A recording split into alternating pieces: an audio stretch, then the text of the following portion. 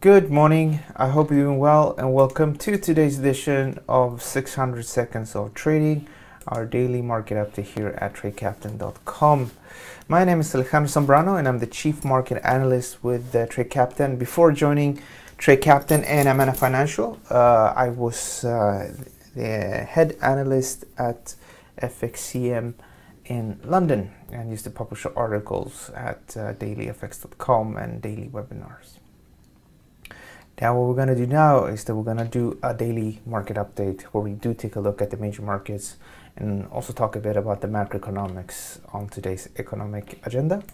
It's the first Friday of the month and non-farm payrolls will be out in a few hours. So we'll look at that and we'll also, of course, take a look at markets like the euro and gold, DAX and other markets that could be affected by NFP, but also just that general market overview. There's just one thing I need to bring to your attention, and that is that there's a little risk warning statement at the very bottom of the page, and it says that Forex and CFD carry a high degree of risk and may expose you to significant losses. Yes, that's true. About 80% of people on the retail side that try to trade financial markets do tend to lose money, or at least that's what they did last year with pretty much all major brokers in Europe and also like US brokers that have clients in Europe. So you need to bear that in mind. There's more risk, more on this at the very bottom here at TradeCaptain.com. Okay, we'll begin, and let's just begin with just quickly taking a glance on today's data. So the NFPs, according to economists, should increase. You had a bit of a bump up from 159,000 up to 191,000. Now that 191,000 is pretty much always there. Sometimes like 200, sometimes 220. But as you know, the deviations tend to be very, very strong, and not always, of course, but this little histogram you see in the back, these are the deviations. So you can see that it's very seldom they hit on target, because it's just very, very difficult to actually hit the target. And you can see here how the red line is the consensus. You see that consensus? This 180, 200, 200, 190, 190, 205. That consensus is always bang in the middle there, because to be honest, people don't know what's going to happen. They just sort of know that in the long run it's going to be around 190, and they're probably right on that, because you tend to see revisions, and that tends to affect the market. You just tend to see revisions, and then in the long run, sort of we have an average of about 190. In fact, the Federal Reserve themselves, they look at 3-month averages of this data. Now, the way I would read into this report, or the way to what to look out for, is this headline number, but more importantly is average hourly earnings. That is anticipated to increase by 2.7%, so pretty much unchanged. You can see how the red line here has been on top of the blue line for the last, for this year, and even a bit last year as well. Why? Because the US economy is doing really, really, really well. GDP was about 4% in the second quarter, and it looks like the third quarter, GDP is also going to be at 4%. So with high economic growth, you tend to see higher salaries, and this needs to break. I think if it breaks about 2.9, then that would be a strong deviation to what we've seen in the past. Here's just a pure year-on-year change. So you can see that in, I think it is June 2017, yes, June 2017, the market was at, so we saw a wage growth of 2.9%. Then October, same year, we saw 2.9% growth, and then in February we saw 2.9% growth. And since then, this market, or this growth, has flatlined. And in the past, wage growth has been above this level, I think about 5% or so. Obviously, it's not going to be that high if inflation is not too high either, but people are looking at this, the central bank is looking at this, and if we go up to 2.8, and definitely if we break up at 2.9, I would anticipate a very strong bullish move in the dollar. On the other hand, if the numbers are pretty much where we are right now, then I don't expect any major change, and something like the euro will probably continue to trade sideways. In fact, I suspect that the euro will remain sideways for longer anyway. I don't really think we're gonna break this range just yet. Maybe we'll break it early next week when everybody's in again, because it's a shortened weekend in the US, so a lot of traders and investors, they take the whole week off, and on Monday they'll be back, and everybody should be at their desks. So if we break with a 115.06, I think we're going to go to the downside. And my longer term view is that the dollar should gain, but I'm also very open-minded, and you know, the dollar is quite extended versus emerging markets, and eventually we'll have a correction in emerging markets that could lift the dollar. And the euro itself, you know, they're looking to raise interest rates after the summer next year, and that could as well influence the market. So I'm very neutral here and sort of looking at my technicals, and I think if we trade about 1752, this market could, you know, begin to trade against 119, 120, and then we'll see if it wants to go to 121 or 122. The alternative is that we establish ourselves below 115.06, and the market would start at 114, eventually 113, and in the long run, I think we could potentially be trading down here at 111, if not lower. So here, very neutral, market trading sideways, so there's not too much to do. So where's the edge? Well, maybe pound then, but it's not my favorite. But the pound is bearish, and I see it as bearish below 130.44. But as I shared in an article a few days ago, this is a head and shoulders as well. You got a left, right shoulder, and head. And if we trade below this level here, which is a low from September 5th, so if we trade below this level, which is is 27,984, then I think we will trigger the head and shoulders and then potentially lower. And something that's probably even closer at hand and very easy to break is this, which is the Aussie dollar. So this is a 4-hour chart, and you have this level here, which is the May 2016 low. And if I show you a weekly chart, you can see that if we establish ourselves below this May 2016 low, which is level here, then we'll be below this level, and we'll be below the January 2017 low. And the next major low is down here at 68.29. So the break to this low could potentially open up for a decline of about 314 pip on the break here. So we'll see what happens, but I suspect that I would hope that this market does not move too much, that it actually stays here, and then if the market is, if the data is really good, I think we'll spike to the downside. We'll take out the low, and then we'll probably trade lower, maybe 70.50 first, then 70, and then we'll maybe hit that target on here, and that will give us a very good risk reward ratio. We'll probably look at something like, you know, risking 50 pip to potentially make 200.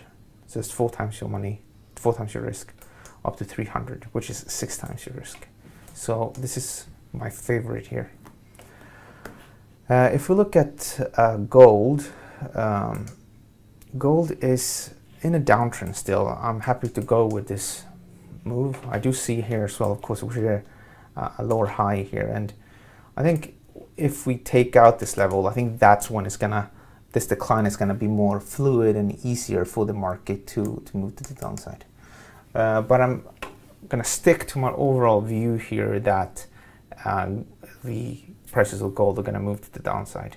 Now take out 12.14, then that's probably that will end up my bearish view, because we would have created a new higher high then, and I think at that point we'll probably go up a bit, then down a bit, and then probably up to 12.35. If we look at Bitcoin, Bitcoin prices have declined significantly over the last 2 days, and I don't have a very strong view here. I don't want to be looking to buy right now here, hoping for that little bounce because we took out that short-term downtrend. I think it will probably start to trade sideways as it's done in the past. Alternatively, it takes out to 5,771. And I never shorted Bitcoin in the past. I have shorted, I think it was shorted Litecoin for a short period of time, but I never shorted Bitcoin. But the way this is starting to look, if we take out 5,771, it will be a significant blow to bullish traders because we take out this low, and this low. And this is a descending triangle pattern, which should open up for a decline down to 3,152. So I'm happy to work with that view on a break here. To give you an idea, Litecoin had triggered a similar pattern in the past. This is a ascending pattern. So this is Litecoin. So on June 10th, the market breached the low and the market declined by $58, so 54%. And there's different ways one could measure the base, but I prefer just going with the midpoint. And this was projecting a $74 decline or a 40% move. I think because we're dealing with a market that moves like this, I prefer just, if this is a difference of 40%, then let's just try to target a 40% decline. So that would have suggested a move here to this level, which we actually reached eventually. So the same pattern you see here is the pattern we're seeing in Bitcoin. So, and I think we're in a situation now where most people are so bearish on Bitcoin and cryptos in general that this would be happy. I mean, I think most people would understand now that this is not going to bounce or move to 20,000 anytime soon. And I think most people would be happy to give up. And then we'll see that collapse. And we'll be back here at level seen in September of last year. It is a very fragile market. I think I told you guys a few days ago, but Ethereum, which is the second biggest coin by market cap, it's a platform where you can create your own ICOs. So you can use their tokens to create your own ICO. You can also upload apps, and those are applications like the ones you find on your mobile. It's just that they're run on the Ethereum network, and you pay with Ether to use them. And what's interesting is that even the top apps have maybe 500 users, but there's obviously millions of people that bought these products. They're all raving about how great this is going to be, but in even the most popular apps, we're talking about 500 people using them. And if you look at across all the app use, and by the way, an app on Ethereum or on blockchain is called DApps. So the usage of DApps across the Ethereum network is about 9,000. So everybody's sort of raving, oh, this is so good, this is the revolution, but none of them use the product. and that makes this whole system extremely fragile, because there's not a natural demand for Ethereum, at least. I mean, so that I think is influencing things.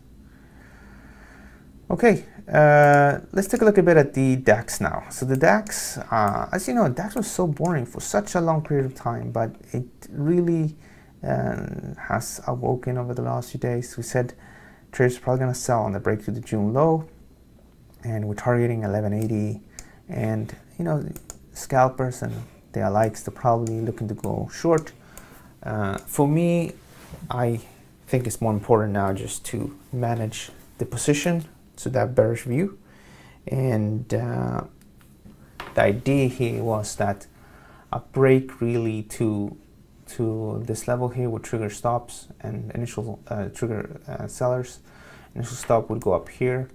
I think this now could be lowered to this high here. So we pretty much lowered the risk with about 50%. And I think it would be perfectly fine. I mean, I think it is possible to lower stops, to be honest, all the way down here, which means that you would just be a break even. I don't think the non-farm payrolls will have a major influence on this market. So it's just about tracking the stops, and hopefully we just hit the 1180 before the market swings up and gets to stop out. So it's possible to reduce this at entry right now. Now, if you're a scalper, I think you already know what you're doing. You have your scalp system, so I'm not going to talk too much about it, but obviously it is possible to scalp this, and if I would scalp it, I would scalp it to the downside.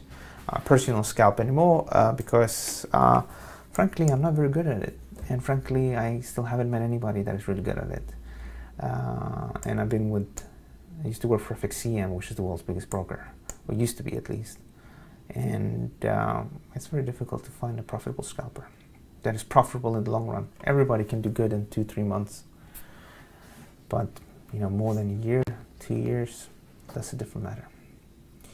Okay, while we at it, let's talk a little bit about the NASDAQ, and then we're missing crude, and after that we'll wrap up. So this is crude, and crude, this is the NASDAQ, and NASDAQ has been under pressure. Why? Because the US Justice Department and Donald Trump, they're not too happy with the competition for these tech giants, and they're also saying that you go on Google News and you Google on Trump, you only find CNN and anti-Trump publications, whereas Donald Trump would like to see more of the publications that support him. So they're looking into that, and it's obviously interesting to see what's going to happen. I mean, I don't think it would be that bad with a little bit of investigation, but I don't think it's the right way to deal with that. We're living in a democracy, and the number one reason why these CNNs and Washington Post and all these newspapers that Donald Trump doesn't like, the number one reason for why they get all this traffic is because people read those articles, so people go to their website. So the way Google works is that if you get a lot of traffic, it will promote you more. If you get less traffic, you get less. And so it's a bit tricky, but the effect on the stock markets is quite immediate. Facebook, Apple, Alphabet, they're all sort of trending lower, down like this and then down. And as I wrote yesterday, it's crunch time for bullish traders. If they want to be buying, then, and if they want to defend this big picture trend, then they need to step up to the plate right now and try to carve out a low here. Because if we don't carve out a low above this August 17th low, we'll take out the low, we'll head probably down to 69.38. And it's also that time of the year, August, September, October, when the markets tend to be quite soft. So it wouldn't surprise me if we see weakness here. Now, the way, if you're looking to get involved with the big picture trend, is to wait for a break of this downtrend. Now, personally, I'm telling you right now, I'm not looking to get involved just yet. In fact, I'm bearish, and I'm short some European stock markets, and they're doing quite good, and I think they will continue to do good. So that's obviously influencing my view here. The DAX is bearish, Italian stock market is bearish, Spanish stock market is bearish. Most, like Euro Stocks 600, which is the broadest index, one of the broadest indexes in Europe, is short-term bearish. So I think all of that is influences this in a bad, in a negative way. And until we see stabilization in the DAX and some of these European stock markets, I think this could continue to underperform.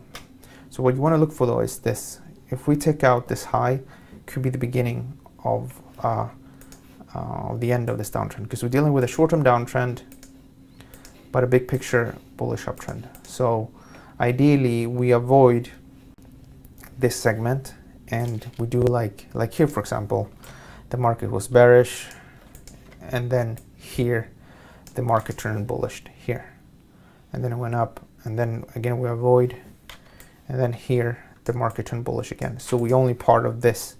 Of course, you make more money if you buy the dip, and there's nothing wrong with that. But because of what's happening across the world, I'm not sure if this market will actually stabilize here. Next market is going to be the price of crude oil. So this is crude oil, and this is a 6-hour chart. Now in the big picture is just a market that is stuck in a triangle, and I think that will influence the trading over the next few months here. I think we'll continue to trade sideways for longer, and then the market will figure out if it wants to trade bullish or bearish. But the way this looks, it remains, I think it's going to remain trapped. We're dealing with a short-term bullish uptrend like this, and the market a few days ago took out that low, and that triggered a downtrend. Now we're still dealing with a downtrend, and this can go up a bit, but then probably maybe a little bit lower. So I think probably more bearish than bullish as long as you trade below 69.10.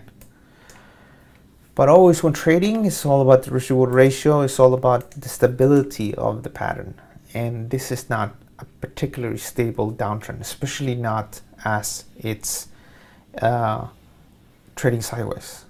On the other hand, something like the German DAX, I suspect this will be a very stable downtrend, and I expect this will continue to move to the downside. At the same here with the euro dollar is trading sideways. So I don't think any sort of short-term trading within this range is going to be stable enough for a breakout. On the other hand, maybe Aussie dollar, if it indeed trades below the low, will continue this long-term trend and most likely will start a new short-term bearish downtrend. So I'm happy to trade some markets, but not all of them. Okay, I think we covered most of it. Yes, even the Nasdaq 100 we covered this time. So we got that covered today. So look for that bottoming out process. But I'm bearish, as I said before. I'm short some European stock markets, and I think it will be fair to assume a little bit more of a decline. But I could be totally wrong about the Nasdaq. Just keep an eye on that market, on those highs. And when it looks like we will break the series of lower highs, then at that point I think it makes sense to look to potentially go along. I put some Twitter handles here. You got the Trade Captain, which is Twitter at TradeCPT. That will showcase and give you all of the different ideas that we present. This is by Nathan, and you have setups by Yuri and Harris as well. You kind of notice the charts, these colors is usually Harris and Nathan usually either have these or they have a simple MT4 chart with blue colors. And you'll find my stuff here as well. This is mine. So this is a good way to look for ideas to sort of get a general update on what's going on in the market. And then you have my Twitter handle, which is this one here, AlexFX00. And here, of course, I share my ideas, notifications of my webinars and videos. I also retweet some of the other guys' ideas, things that I find interesting. So, and it's also a good way to interact with me. If you have any questions, you can always send me a message, direct message, or just tweet to me. Okay, we're gonna wrap things up. So I want to thank you so much for joining me. Don't forget to like the video. You click on the link and then hit that like button. Have a good day, guys. Be careful trading the NFP, and I'll see you guys on Monday at 9 a.m. Have a good weekend, Maurizio. Thanks.